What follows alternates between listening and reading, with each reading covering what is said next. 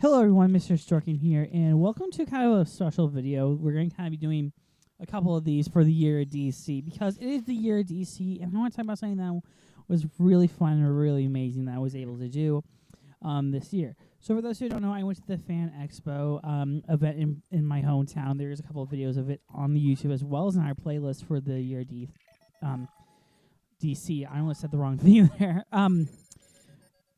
But because of that, I was able to meet a couple of celebrities as well as get some signatures. And these bunches of videos are going to be mainly focused on the ones I was able to get signatures for and what meeting these celebrities necessarily meant and what the experience was meeting these celebrities at these conventions. So, yeah. Now, the second one is not the second one I got while I was there, but it kind of fits within the story because it is very focused on DC. So this one is focused towards Elizabeth Tulloch, a.k.a. Bitsie Tulloch, who played Lois in Superman and Lois. I love Superman and Lois. It is a phenomenal show. She is a great Lois Lane, and especially in Season 3 is when she really peaked in terms of, I think, an actress on the show and was able to carry a lot more of it. Now, initially on the panel, and I didn't know this, is that she was part of a show called Grimm, which filmed in my hometown. I guess that kind of reveals where I am relatively from. But she was on the panel with her husband, who also played Batman. That's kind of why I included him in the video and kind of wanted to get a signature as well. So I got a Batman and I got a Lois Lane. I'm like, that would be cool, which is odd because we did a lot of Batman videos this year. Anywho, so I went to the Grimm panel, and from there, Bitsie Tulloch and her husband, who I am forgetting the name of, were very fun to listen to and very great to talk. They were very just funny and great. There's a great story she told about how she met him on Grimm, and they actually worked on a movie together beforehand, which I need to watch. It's on Tubi, by the way. But they found out they were in love when she was trying to set him up with one of her friends, which is really funny.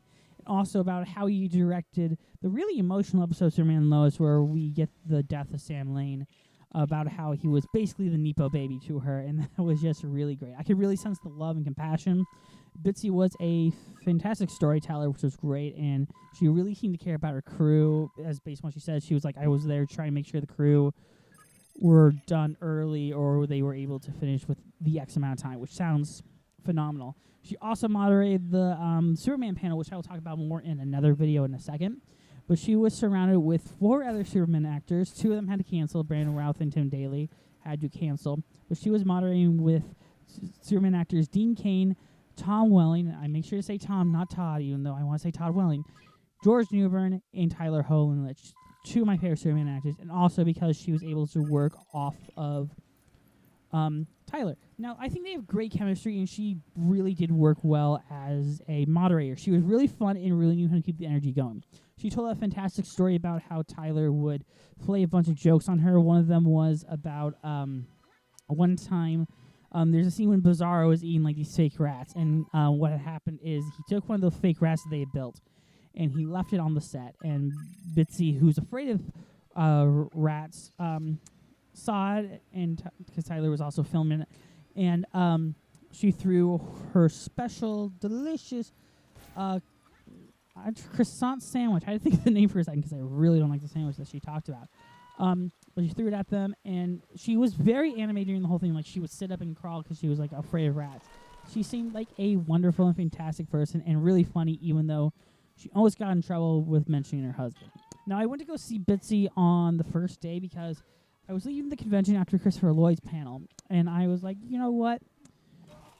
She's not charging a whole lot. I really like her in it, and I went up. And I didn't realize she was as expensive as she was, but I went to go get it.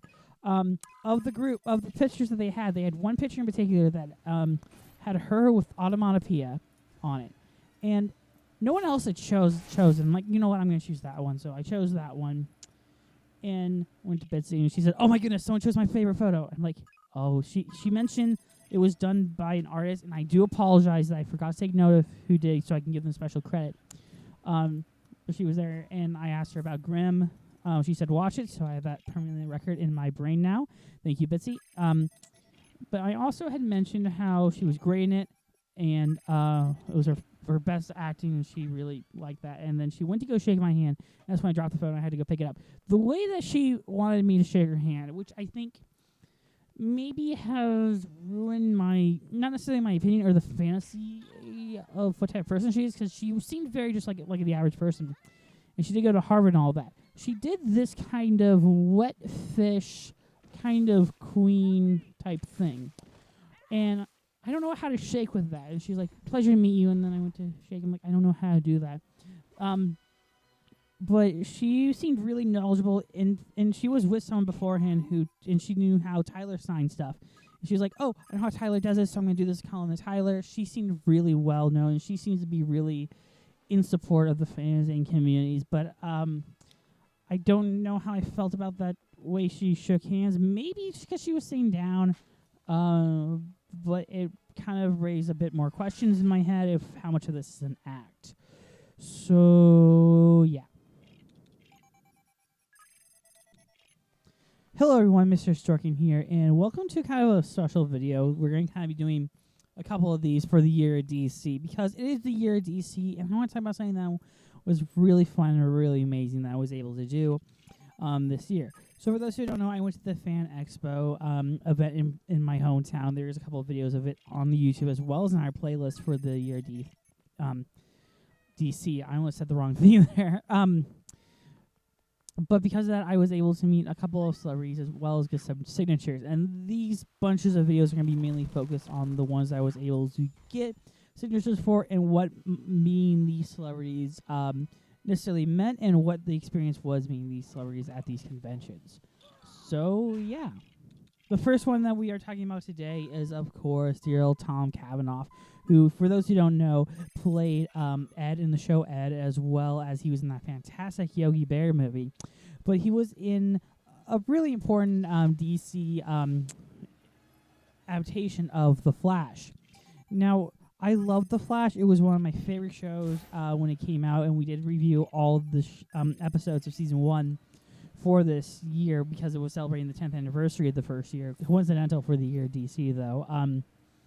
And because of that kind of joke, like, I was able to summon them, which was really funny, in my opinion, because we did that with Daredevil last time. But I was really excited to go to this one, and Grant Gustin and Candace Patton were also scheduled to be there.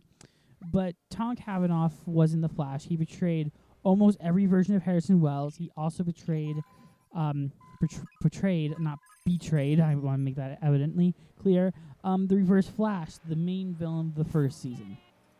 Now, when I initially went into the Fan Expo, I normally get one signature that I plan on doing.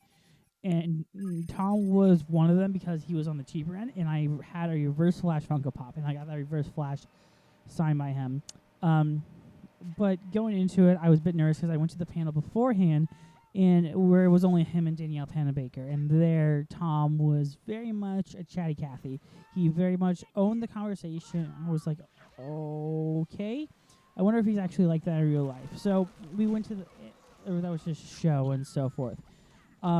He was up front, and I don't know if how much of that is Danielle Panabaker just being shy, but he was really interesting to see, even though there wasn't a whole lot of serious answers I would have hoped for. Anywho, following that, we went in line for him at the booth. As a little booth to get a sign. And when we got there, there was quite a line, but not because there was a lot of people, but just because of who Tom Cavanaugh was and how he presented himself when we got to the booth.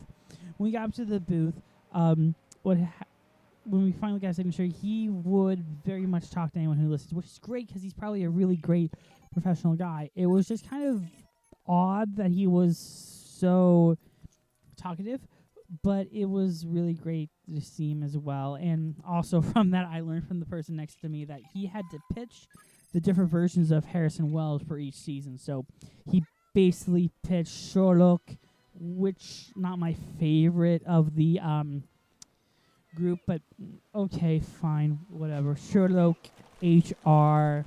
I kind of go back and forth which one I don't like more, HR, that one, but also you had to pitch Nash. And overall, how he was involved in that. So I went out with my Reverse Flash Funko, which was really cool, and he asked, what would you like me to do with it? More importantly, because he laid out the pens, and I was like, you know what? I told him this. You've done this the most, like, you know what you've done, and I'm going to trust him. And he said, okay. He said, I have a really great plan. So he started doodling on it, and then my dad, who was with me, asked him a question about Ed. He's like, oh, it was great, and he just talked about Ed a lot. But when he was working on the Reverse Flash, I was very excited. I didn't have a chance to ask my reverse question because we all know that he knew he was playing Reverse Flash. He makes it abundantly clear. But what he was doing, it was really cool. So he signed his name, Tom Cavanaugh, and then what he did is he took a red marker and drew the reverse lightning bolt, and then he went to go write Reverse Flash. I was so happy, and I was like, that is really awesome.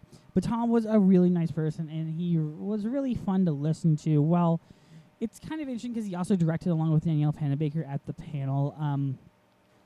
It was a fun conversation to listen to. All in all, Tom seemed like a wonderful person and definitely someone I would love to hang out with outside of things. I know that's I don't know how I feel about saying that. But overall, I enjoyed meeting Tom Cavanaugh and so happy I was able to add his signature to my collection.